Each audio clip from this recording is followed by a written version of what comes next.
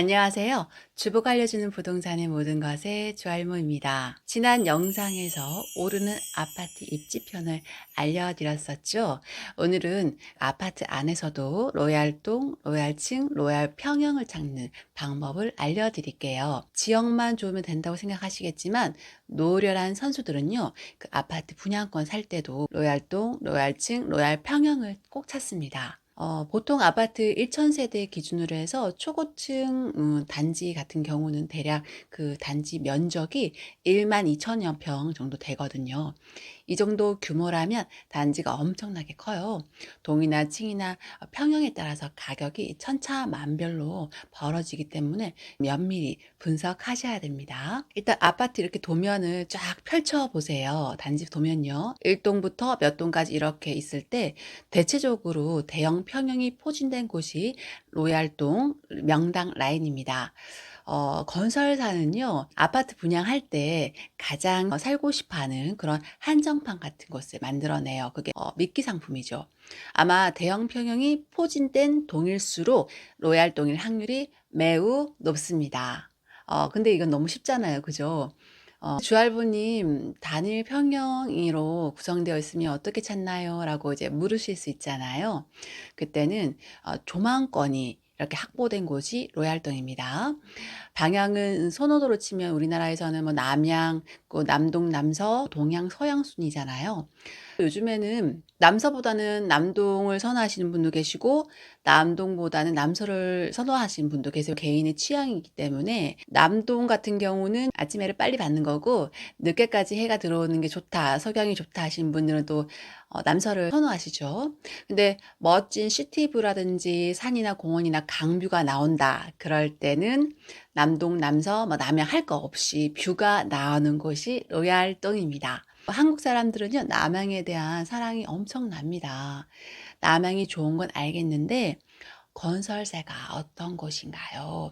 남양으로 이렇게 지어버리면 세대수가 적어지기 때문에 요즘에는 이제 갈매기 이렇게 형식으로 V자 형식으로 이렇게 많이 짓잖아요. 세대수를 많이 빼려고 하기 때문에 좀처럼 남양 잘 안 짓습니다. 그래서 요즘에는 고층이 많이 올라오죠. 남양이라도 고층이면 사실 힘을 못 써요. 그럴 바에 시야가 활짝 뚫린 남동이나 남서양이 더 좋습니다. 20층 이상 아파트 단지 안에 가보면은 빽빽한 나무숲처럼 좀 삭막하고 갑갑한 느낌이 들잖아요. 더구나 나무는 푸른빛이지만은 이거 건물은 회색빛 콘크리트이기 때문에 아무리 남양이라도 막힌 고층보다는 안정적인 단지 뷰가 나오는 중저층도 선호도가 꽤 있더라고요. 또 요즘에는 그 사생활 침해 부분에 대해서 조망권에 대해서 인식이 매우 높아졌잖아요. 동과 동 사이가 가까우면 개인 프라이버시 문제가 생깁니다. 그리고 햇빛에 대한 열망, 일조권이 굉장히 중요해졌습니다.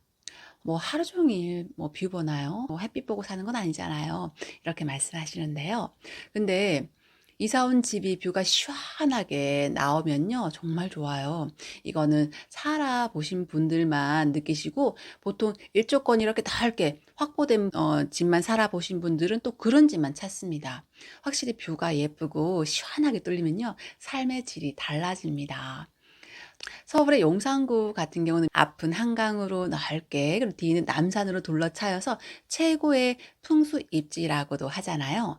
사람은 습도 조절이 중요하기 때문에 뒤에선 바람이 잘 통하고 공기가 맑고 또 습도를 조절해 앞쪽에서 물기를 이렇게 먹으면서 조절하는 게 굉장히 중요하고 최고의 명당으로 칩니다. 입지가 좋을수록 수천에서 수억까지 차이가 나는 게 조망권이죠. 후미진 동보다는 편의시설이 가까운 동으로 선택한다. 상가 출입이나 정문 출입이 가까운 동이 생활하기는 좋습니다. 요즘 같은 경우는 단지에 차가 없고 걸어 다니기 때문에 넓은 단지일수록 어린 자녀가 있는 세대 같은 경우 유모차를 끌고 다니는 스트레스가 엄청납니다. 아무래도 상가동이나 입구동으로 선택하면 그 시간 단축도 되고 스트레스도 덜 받고 생활할 수 있습니다. 소규모 단지의 경우 출입구나 역이나 뭐 버스 정류장 출입 동선이 가까울 수 있지만 대단지의 경우 크게는 뭐 7, 800m 정도까지 차이가 납니다. 대단지의 경우는 중간중간에 출입구가 어디가 있는지 반드시 체크하시고요. 출입구 편리한 동으로 선택하시길 바랍니다. 전체적으로 언덕이 있는 아파트라면 경사도가 많이 없는 평지가 로얄 동일 확률이 높습니다. 경사도 직접 가서 확인하십시오. 학원 대 학교. 여러분들은 대단지가 있는 아파트에서 좌우에 학원과 학교가 있을 때 어떤 동을 선호하세요? 정답은요. 학교보다는 학원입니다.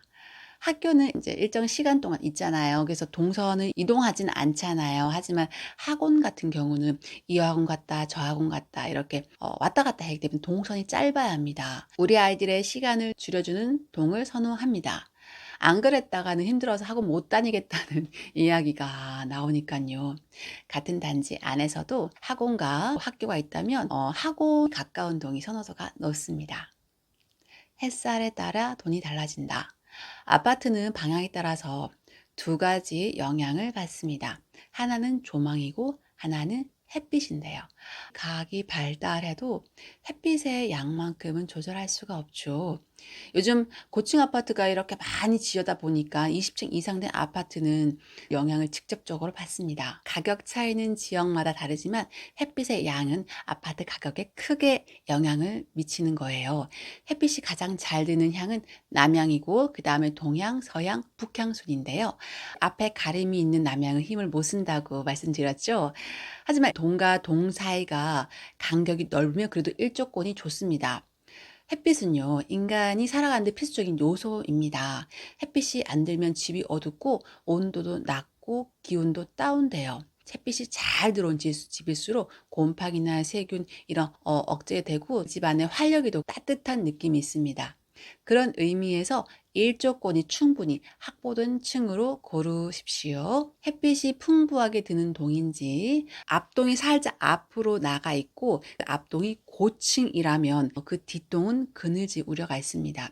유심히 살펴보셔야 합니다. 팜플렛에서 동간거리, 좌우 측벽 거리를 잘 살펴보세요. 도면에서는 꽤 넓은 줄 알았는데 막상 살아보면 생각보다 가까울 수 있습니다.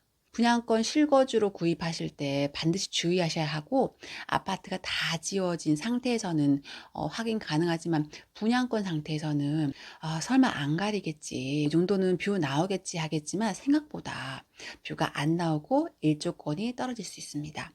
정 불안하시면 직방이라는 일조권을 돌려보는 앱이 있더라고요. 시간대별로 일조권이 어느 정도 되는지 직방으로 한번 해보십시오. 근데 정말 찝찝하다 그러면 다른 총으로 구입하시길 바랍니다.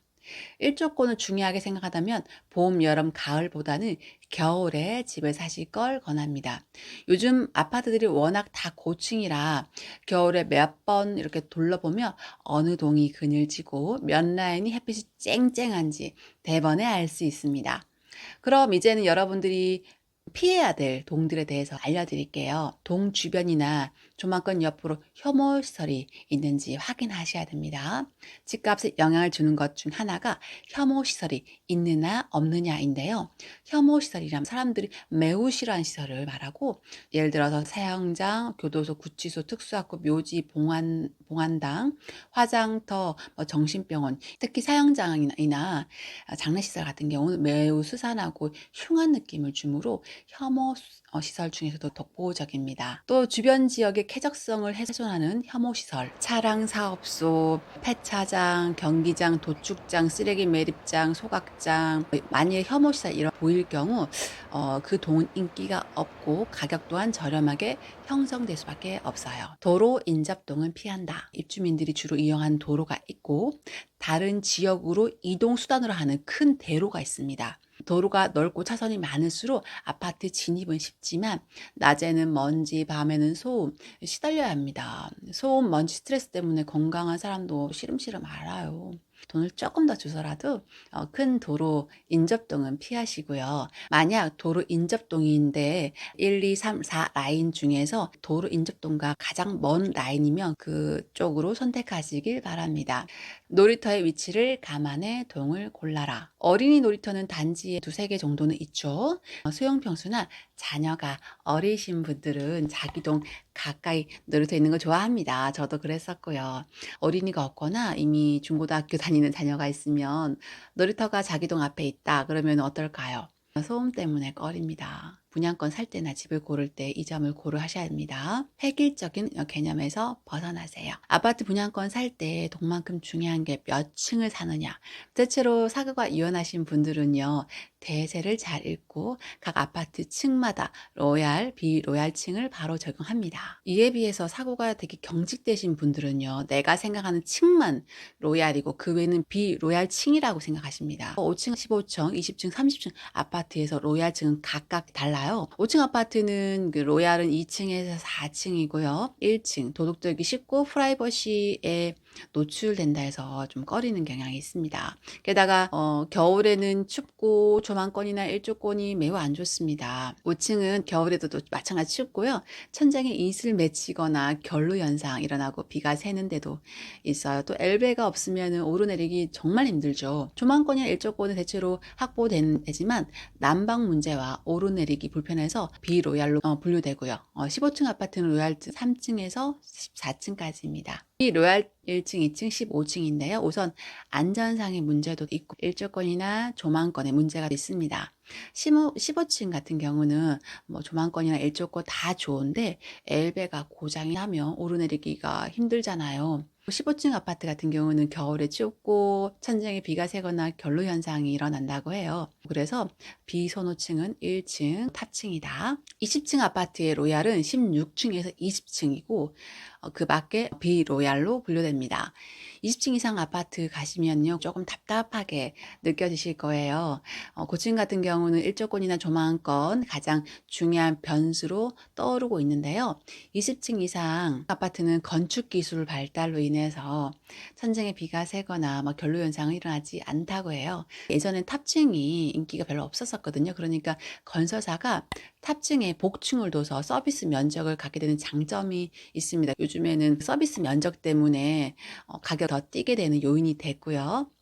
요즘은 대부분 고층으로 지어서 층 잘 고르셔야 합니다. 층으로 필로티 1층, 2층, 3층 비교하자면 전세나 매매할 때 필로티 1층이 더 좋아요. 어린 자녀, 엄마들 2층에 대한 갈망이 있습니다. 2, 3층은 전세 놓기도 애매하고 팔 때도 애매합니다. 만약에 분양권을 2, 3층 갖고 있는데 나중에 갈아타려는 분들 돈을 좀 더 줘서라도 고층으로 잡으십시오. 만약에 어쩔 수 없이 실거주를 하게 됐다. 그런 경우는 기준층보다는 가격적인 면에서 아주 저렴해야 나갑니다. 전세 놓을 때도 매매할 때도 저렴해야 돼요. 전세 같은 경우는 싸거나 매물이 없을 때 어쩔 수 없이 들어가는 게 2, 3층이거든요. 고층 같은 경우는 한 라인의 엘리베이터가 몇 대인지 한번 체크해 보셔야 됩니다. 보통 1, 2라인, 3, 4라인 이렇게 있잖아요. 1, 2라인에 엘리베이터 한 대면 그 동에서 가장 바쁜 건 엘리베이터입니다. 엘리베이터는 발과 같은 역할입니다. 특히 출퇴근 시간에 한번 놓치면 5분, 10분 이상 기다려야 하죠. 막힌 고층과 뷰가 나오는 저층 중 무엇이 인기가 좋냐 하면 저는 저층이 인기가 좋다고 말씀드리고요. 막힌 고층이라도 스카이 뷰가 이렇게 나온다면 고층에 대한 선호도는 높을 수 있습니다. 막힌 동은 어중간한 고층보다는 단지 뷰가 예쁘게 나오는 5층에서 10층이 좋고요. 막혔다면 20층 이상 고층으로 스카이뷰 답답함이 덜하다. 불황에 강한 평수, 호황에 상종가를 치는 평수. 항상 좋거나 항상 나쁜 평수는 없습니다. 시기를 타는 거거든요. 불황일 때는 중소형 평수가, 호황일 때는 대형 평수가 힘이 세요.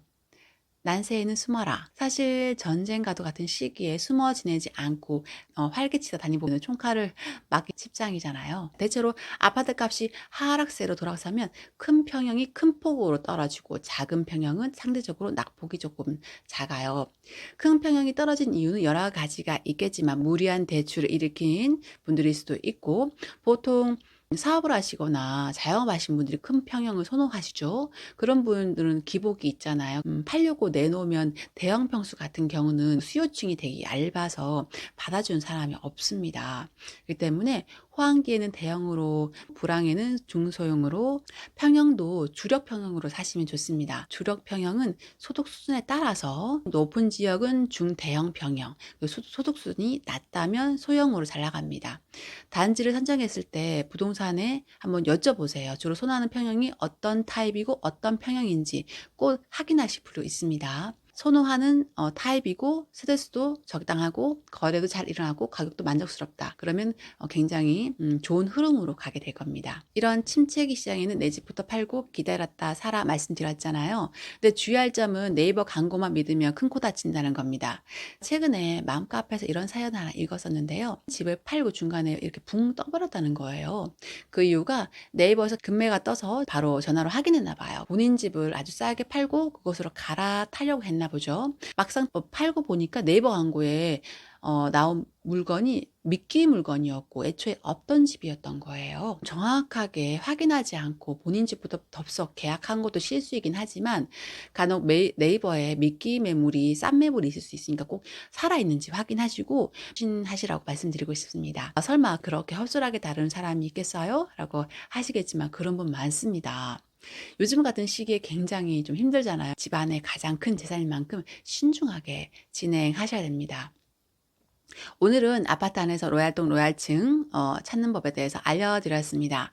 이것만 잘 알고 계셔도 아파트 사실 때 절대 실패하지 않으실 겁니다. 지금까지 주알모였습니다. 전 다음 시간에 다시 뵙겠습니다. 감사합니다. 안녕.